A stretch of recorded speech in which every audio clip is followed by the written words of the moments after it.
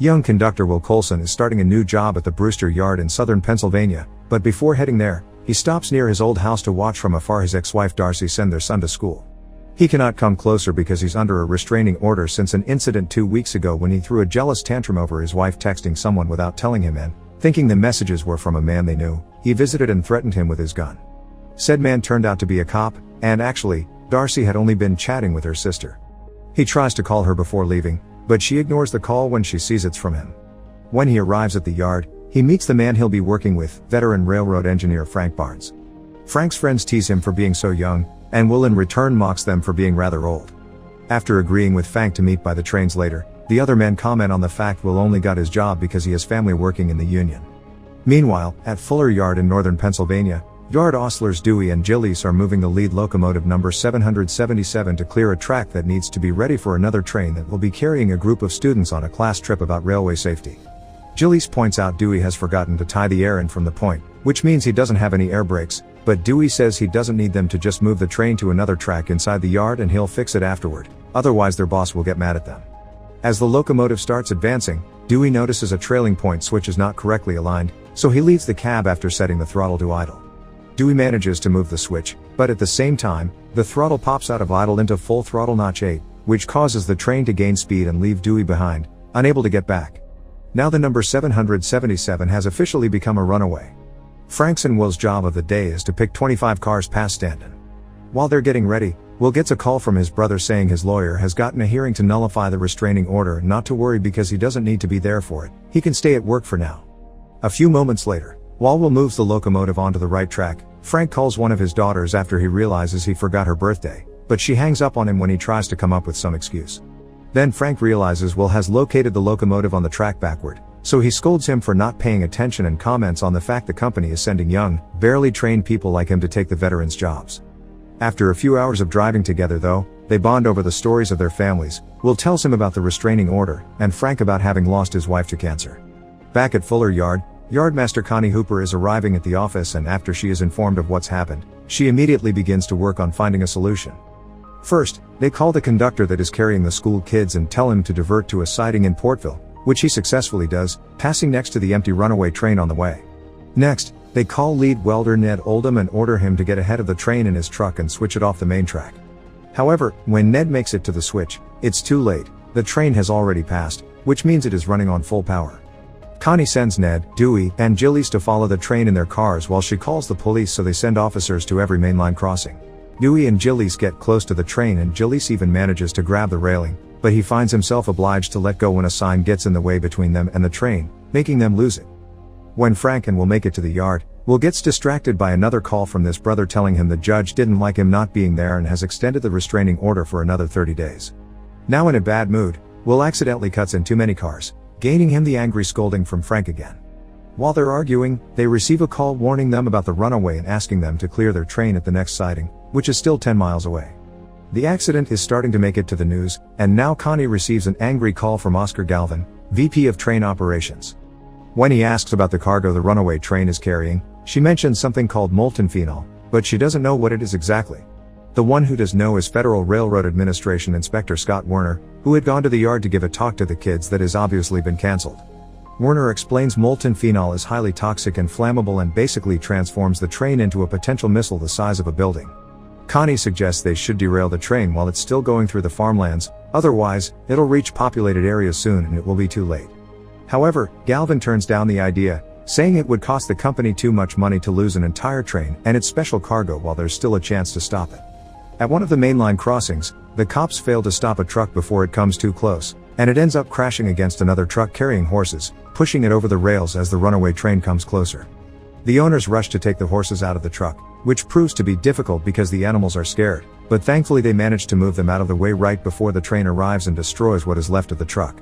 In the meantime, Frank calls the main office to report a problem. They can't take the next siding because they're pulling extra cars and the train won't fit. Will thinks they should pull the brake, but Frank refuses to do so because it would cause the train to side up, so he stays on the main track, which means sooner or later they'll encounter the runaway train. After a meeting with the president of AWVR and other directors, Galvin informs Connie of the plan they'll be following. They'll send 2 locomotives helmed by engineer Judd Stewart to slow down the train so that former U.S. Marine Ryan Scott can descend via helicopter to the control cab. Judd manages to keep his locomotives in front of the train long enough to slow it down, but when Ryan tries to get on it, the runaway train suddenly lunges and causes him to hit a windshield, knocking him unconscious. Their next idea is to get Judd to guide the runaway into the siding, but the runaway train is too heavy and is going too fast, so it pushes the locomotives off the track without effort, making them explode and killing Judd. Frank and Will are coming too close to the runaway train, so Frank calls his daughters to tell them he loves them before they can learn about this on TV. There's a siding under repairs nearby, so they will attempt to get on that track right before the runaway reaches them. Frank manages to turn his train just in time and gets off the main track at the same time the runaway passes next to them, but they're still carrying too many cars, so the runaway train destroys Frank's last boxcar. One of Frank's friends at headquarters informs him they're evacuating the next town, which means they'll be derailing the train like they should have done earlier. Frank doesn't believe it will work, however, because portable derailleurs aren't strong enough to resist the high speed and rather heavy weight of the runaway train. He has another idea though. He's noticed the last car of the runaway has an open coupler, so they could travel in reverse and attempt to couple their engine to the runaway, then use their own brakes to slow it down before it reaches the stand-in curve.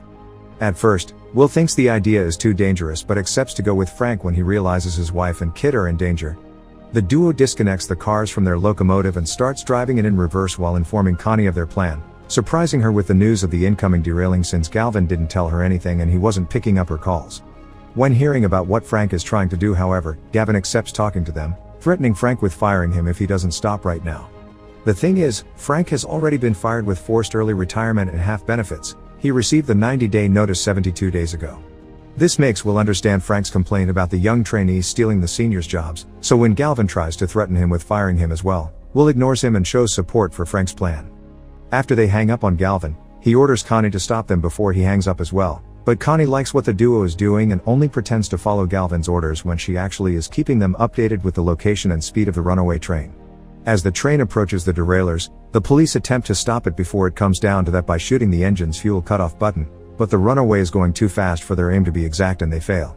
Just as Frank predicted, the derailleurs aren't strong enough to stop the train, and the runaway passes over them as if they hadn't even been there in the first place. Now the safety of the town is in Frank's and Will's hands, a fact that is quickly picked on by the news, allowing Darcy, her son, and Frank's daughters to follow what's happening with their loved ones. While Ned takes the cops with him to try to catch up with the train, Connie lets Werner talk to Frank. He's done the math and advises them that instead of gunning the train in the opposite direction, they should alternate full throttle and dynamic braking. It may lose them some counterthrust, but they'll compensate for it in tractive voice.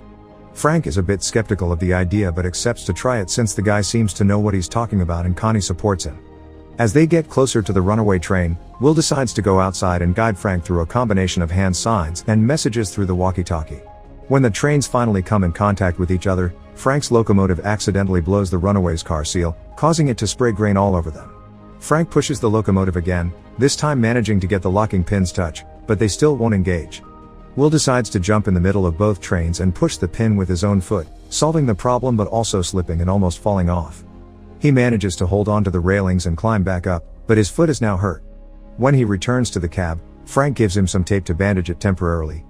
They're about to reach the Stratton curve, so Frank concentrates on starting a game of tug-of-war using the tactic Werner told him earlier. They manage to slow down things a little bit, but the runaway train overpowers them with its speed and weight and is still dragging them with it. Will gets an idea then. They should try to engage the handbrakes on each car.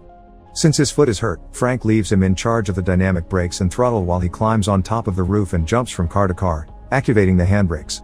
The locomotive eventually loses its brakes to the traction motors being overworked, and the train starts gaining speed again.